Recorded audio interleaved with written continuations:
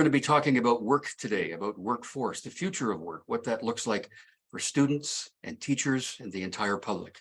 Hi, I'm Bruce Williams. I'm the Chief Executive Officer of the Greater Victoria Chamber of Commerce, and I'm speaking to you today from where I live and work, which is the unceded ancestral territory of the Lekwungen-speaking nations, the Songhees and the Esquimalt by name. Yeah, the idea of work, we're seeing workforce issues everywhere today. Everybody is trying to find workers to fill the jobs they have within their workplace. In Greater Victoria, for example, we have the second lowest unemployment rate in Canada, which means that there are lots of jobs, but not enough people to fill them. We have three experts with us today to talk all about that. Bonnie Alexander is here. Bonnie is the Career Coordinator for Pathways and Partnerships with School District 61 in BC, which is Greater Victoria. Hi, Bonnie. Thank you for being here. Thank you. Christian Saint Cyr is with us as well. He's the Senior Community Engagement Manager with Work BC. Christian, welcome. Thank you. And Rose Arsenault is with us. She is the Market Manager with Agilus Work Solutions. Rose, how are you? I'm good, thanks, Bruce. Thanks for having me. So just for those who are tuning into this, Bonnie, let's get a little brief look and description of what it is you do. Yeah, thanks, Bruce. So I'm coming to you from the unceded lands of the Esquimalt and Songhees nations here in Victoria. My role for the district is I'm a career education coordinator for elementary and middle schools. I also support secondary career education. We always say that kids can't be what they can't see. So we really value career education as early as possible so that students have lives that, we broaden aspirations, and we want students to live lives where they're making good choices for themselves, for their futures. Great, thank you. Christian, you've got work built right into the name of the organization you're with, so tell us about that. Yeah, so I work with Work BC, and actually our parent organization is Maximus Canada. And so we operate Work BC centers, certainly here in the capital region, but also in Nanaimo and Fraser Valley in the South Okanagan. And for people who aren't familiar with Work BC, it's a collection of about 108 physical sites all around British Columbia.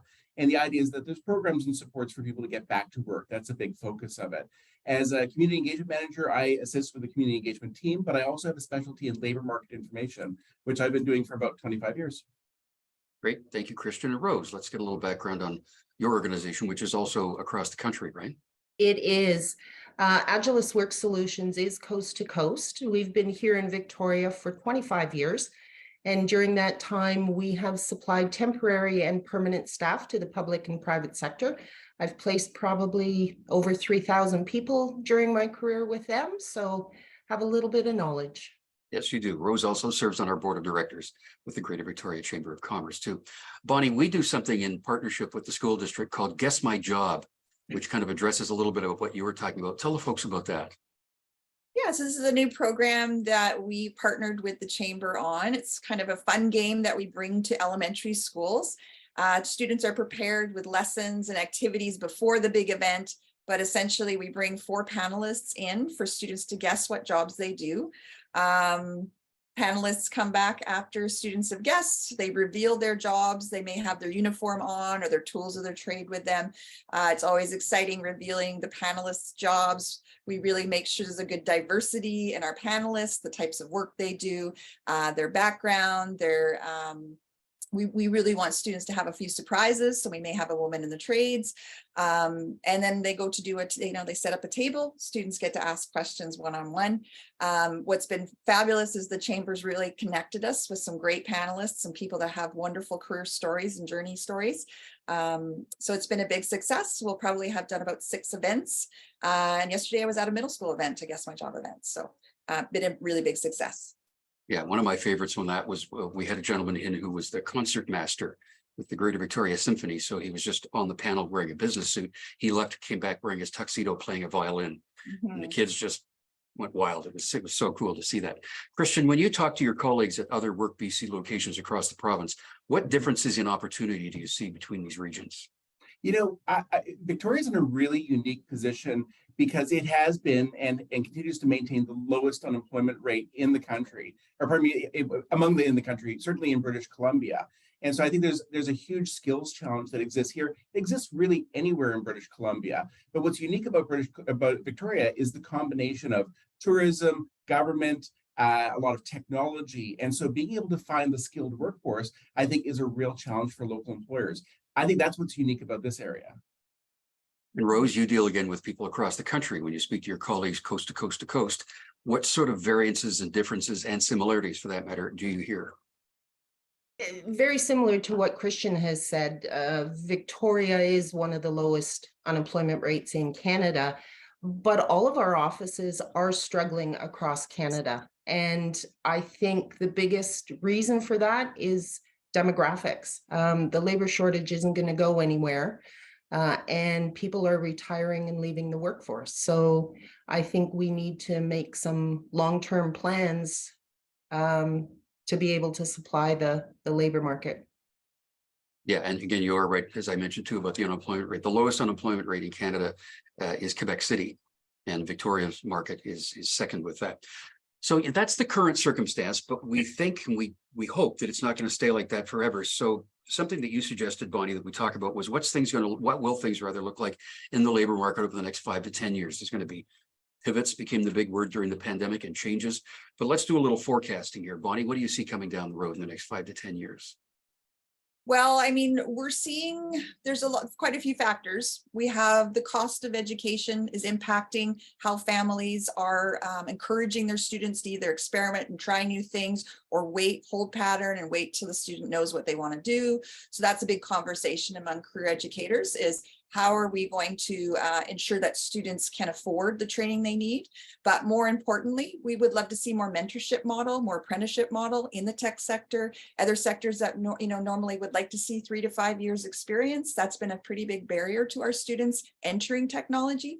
So we work with Viatech, and our suggestion always is, please allow our students to come do work experience in that. And it makes a huge difference and for students to understand how that transition to the work world could look. And again, another kind of obstacle, I wouldn't say obstacle, but something that we like to consider is what that work world will look like to them. We talk about work-life balance. We want students to work hard. What exactly do they think the work world was going to look like, and what are their expectations? So these are some, issues that we talk about a lot. Yeah, for those of you, by the way, that are watching this that aren't in Victoria, Viatech is kind of like the Chamber of Commerce for tech, the tech sector. Christian, same thing.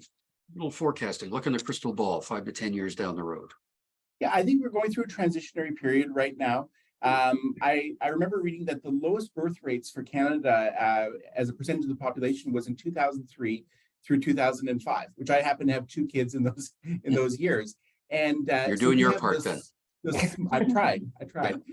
We have the smallest generation of people entering the job market for the first time, while at the same time, many baby boomers chose to stick it out through the pandemic and are now leaving the labor market in significant numbers. So in the last 12 months, we've seen a doubling. And so I feel like employers who are really effective need to look at ways to integrate technology into the work that they're doing. I think that they need to look for ways to make their processes more efficient. And I think they need to look to underrepresented populations. We have somewhere in the neighborhood of about 1.5 million people in British Columbia who are working age adults who are not working, but they have daycare challenges or transportation challenges, or they don't have quite the right education. And Work BC has lots of funding for things like that. But employers need to sort of expand their expectation of what sort of candidates they're looking at, because I think there's a lot of unused potential that's going on right here in the city. Yeah, we very often, when we speak with people looking to hire, will suggest that they take a look at places they may not have traditionally looked at. For example, people who might identify with different levels of ability, whether it's physical, psychological, developmental, whatever that might be, because there are agencies that find placement for those people, and they're all available to work. Rose, the crystal ball from you, 5 or 10 years down the road, what are we looking at? I think to what you mentioned, looking at different sectors, there's those individuals who have retired, but realize that retirement is not the be all and end all. And so they're more mature workers, but they have a vast amount of knowledge. And then the international people who are coming in who may not have that Canadian experience, but can certainly learn. And I think employers need to open their mind, and the micro credentialing would be a big factor here. Yeah. I'm going to stick with you for this topic of discussion, Rose. We talk about the future of jobs and jobs of the future. What about jobs that don't have a future? Because there are jobs that are going away. They're just not going to be there going forward. Do you talk about that much? Yes and no. There's so many jobs that and trying to think of some that may not be around in the future, but there's transferable skills in most jobs. And I think employers need to realize that and look at the individual rather than their actual work experience. I think it's the person's willingness and enthusiasm and positive outlook that is transferable to anywhere. And most employers want those positive individuals in their workplace. Yeah. Christian, do you deal with people at all that realize they're a bit of a dinosaur? Yeah, I think that's a big challenge. I think people with the lower end of skills is a challenge, that where people are essentially doing things that technology can do a lot more easily.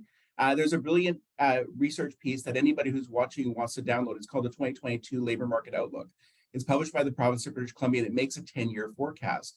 And what you see is that higher skilled occupations, typically university-based occupations, have a stronger outlook. And it's not to say that I would dissuade someone from pursuing something in the trades or even improving their skill set with micro-credentials, because that's really valuable. But what you find is the jobs that have the greatest longevity in the labor market are the ones that require uniquely human competencies. You know, we don't turn to the internet to resolve our legal problems or our health problems or our dental problems. We rely on someone who has a base of education and a lot of experience. And I think those are the jobs that have the strongest outlook. So when you look at the impact of like artificial intelligence, is not to say that they will replace writers entirely, but they'll do a lot of the heavy lifting that writers are doing, and then allow writers to come in and edit and polish. Yeah. Bonnie, what about at the school district when you're looking at things that students are aspiring to do? Do you see some of them aspiring to jobs that frankly don't really have a future, whether it's changes in technology or whatever it might be? I think as an entry level type job, maybe, but I find a lot of our students are actually pretty savvy in what some of the more exciting careers are there for them and ones that are growing. I learn a lot from students all the time. They're pretty aware of, you know, what's cutting edge and where things are going. So, you know, it is a huge conversation, you know, in terms of having a student with a skill set to find jobs. I just want to say an aside, if, you know, if jobs are using algorithms when they're gathering resumes and that, you know, that's another thing we have to really be conscious of. I mean, a young student coming into the work world, even after university, is going to find it challenging to get that interview. So, you know, these are the sort of things we think about, how to arm them and get them ready for a work world that is going to be kind of difficult to get into, and for some sectors. Yeah, and Bonnie, when you talk about that post-university period when they're entering the workforce, it's been said over and over again by so many people that the hugest majority of jobs in the future will require some degree of post-secondary. So what, on a sort of an average basis going forward, what will be the overall value of an undergrad degree if everybody's got one? Well, that's been a question for a long time, hasn't it? I mean, we hear that over and over. I'm a lover of education, academia. I don't think any degree is not utilized or isn't important. But in terms of how that will lead to jobs, I think as jobs get more complex and interesting, we think of entrepreneurship, you know, people bringing skills together that they've accumulated through different experiences. Again, it's a work world we're not really sure where it's going. So having students have the confidence to acquire new skills, to take those micro credentials or to finish and complete degrees, you know, it's going to be a combination of things that they're going to have to, you know, put together in order to find the jobs that they are, you know, really suited for and that they love. Yeah. Rose, you must see people every day who say, well, I have a BA, I have an undergrad degree. What do you work with them to do?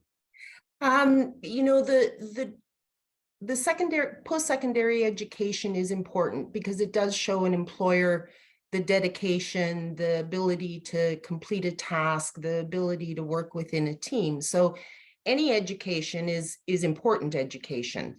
There are, and there will continue to be, positions that don't necessarily need that post-secondary education, but it's very relevant. And working with individuals who have just graduated, but who have had a co-op program, are highly placeable. Employers really recognize that internship or co-op. And so I think that part of the post-secondary will become more and more important. Yeah. And Christian, same thing with community colleges. We're talking about universities, but community colleges, whether it be a trade or something else, is invaluable. That's the future. Absolutely. And I do feel like we are focusing much more on skills development, the idea. That is the idea of micro-credentials or stackable micro-credentials. Let's really prepare people for the skills that workers need on the job. I will say that my advice to job seekers, though, is don't limit it to that, because if there is a fundamental change, if you train for a very specific skill set, you don't have as much adaptability. Like a carpenter, for instance, if they spent all of their time training on how to do roofing, at the end of the day, you wouldn't have the complete broad set of skills. You know, Rose, you also mentioned co-op. We at the Chamber are huge believers in co-op. Of the staff we have here now of 11, 4 of them came to us as co-op students, and we kept them on staff. That's just, it's such a great opportunity to get to know each other and see whether the skills align with the opportunity you might be able to offer. So let's talk to the teachers now. Bonnie, you talk to teachers all the time. What sort of things do you recommend that they be passing on and imparting to the students? Well, that's why we're here today, because I would love to hear from the experts. Of course, we read our data, we read our labor market research. You know, I feel like we understand that. We know we have students in a school system that may not be preparing them for the type of dynamic work world that they're going to be walking into. So we're always paying attention to what industry says, the type of skills they're looking for, and trying to tailor what we do to prepare them the best we can. But I think, you know, if it really comes to anything, we want kids to be confident that they can pick the skills up they need to in the time they need to. We want them to understand that it's not a one career world anymore, that they're you know, on average 7 or more career changes in their lifetime. I've seen at least that myself. So that's it's a really important message. We're starting in elementary school and up, is that you're going to have to work at what you love and be adaptable. So those are the messages that we are really kind of focusing on right now in schools. Yeah. So Christian, imagine right now you're standing in front of a group of teachers. Mm-hmm. What are you going to tell them? What are you going to say to them? I think that the key here is really the importance of drawing a correlation between who people are and the careers that they're going to. I get asked all the time, what should my son or daughter do? And the truth is, if there's 30,000 careers in Canada, which is about how many there are, about 10,000 are advancing, 10,000 are declining, and about 10,000 are static. But if a person can do a really good job of identifying their personality, temperament, values, interests, there is a career that's a good fit. Beyond that, I would say try to specialize. It's the generic jobs that are more likely to be replaced by automation. When people can develop that subject matter expertise, that's what's going to serve them the most, I think. Okay. Rose, what are you going to say to the teachers?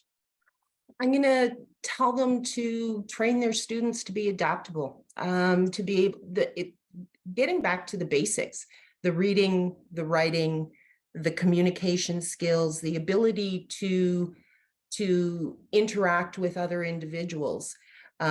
Unlike what Christian said, I think those individuals who don't specialize, and we're always going to need people who specialize, but those individuals who are willing to learn and adapt and be flexible and can pay the bills and do the marketing and do a bit of HR, particularly in small business, which Canada is made up of, those individuals will continue to be employed because they have a little bit of knowledge on a lot of things. Okay. So Christian, now we're going to walk down the hall and go into another room. Yeah. That room is full of students that are graduating. Yes. What are you going to say to them? And a lot of it has to do with find your passion. I do struggle with this because I've got an 18 and a 20-year-old at home. And I have a 20-year-old who believes that work is misery, that whatever I choose to do, I'm going to be unhappy with.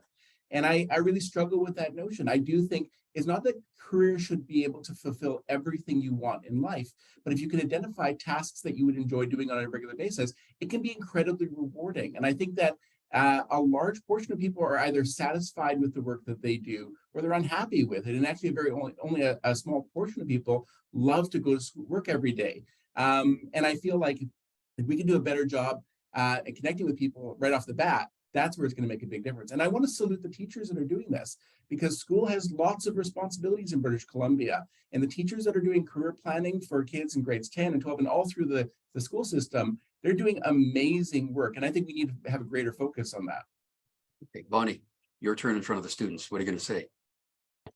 I just want to say from the back end, I mean, these habits of disengagement start in elementary, middle school, and they follow many to their work lives.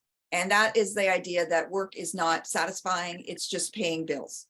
So we, even with the Guess My Job event, we want to, again, kind of stop that mindset, start talking to teachers about how to keep kids engaged. We want that habit of engagement to be set early. So when they get to their work life, they, they pursue jobs that align with their values, strengths, and interests. And values is key. And that's something, again, that we're really focusing on.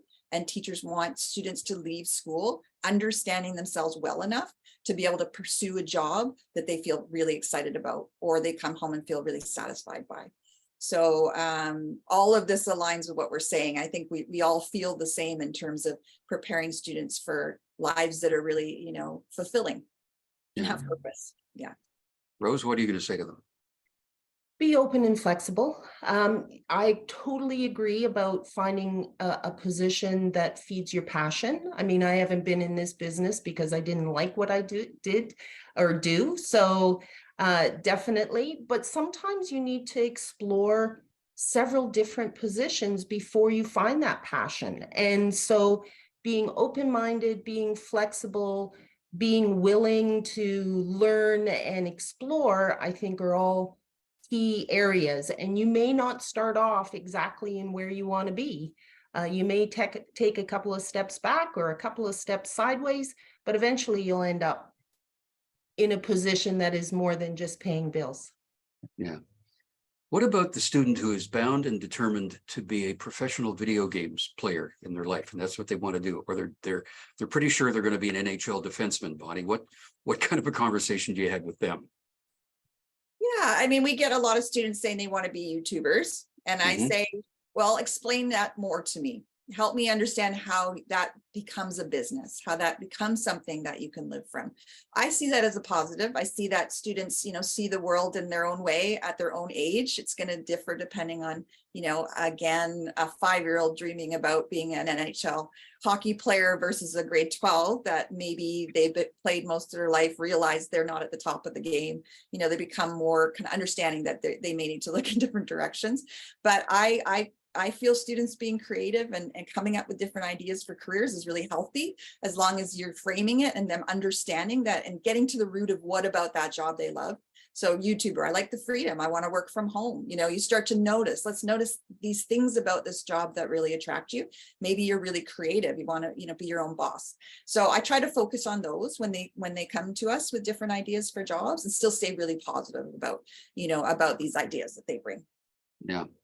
I had a friend a long time ago in university who he said, just for a joke, he went to the career counselor at the university and said, I'd really like to be a shepherd.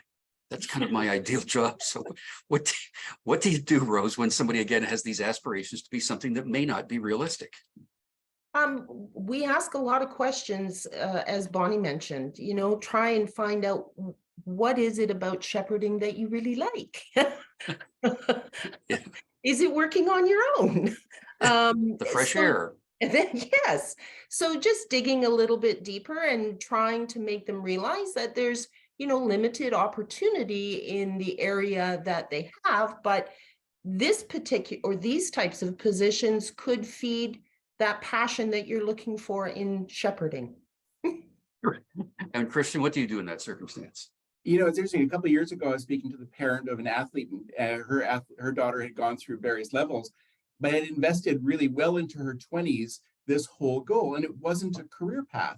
And she said lots of parents end up in this situation where we're so focused on the athletics, there's really no idea what to do with the career plan. And I have to agree with Bonnie and Rose. The idea is that you identify the transferable interests, the transferable skills, try to develop those things. And I think if a person wants to be, my sister-in-law said that in her daughter's school, they brought in an expert in fungible tokens and cryptocurrency, and said, this is a fantastic career and you don't need to go to school.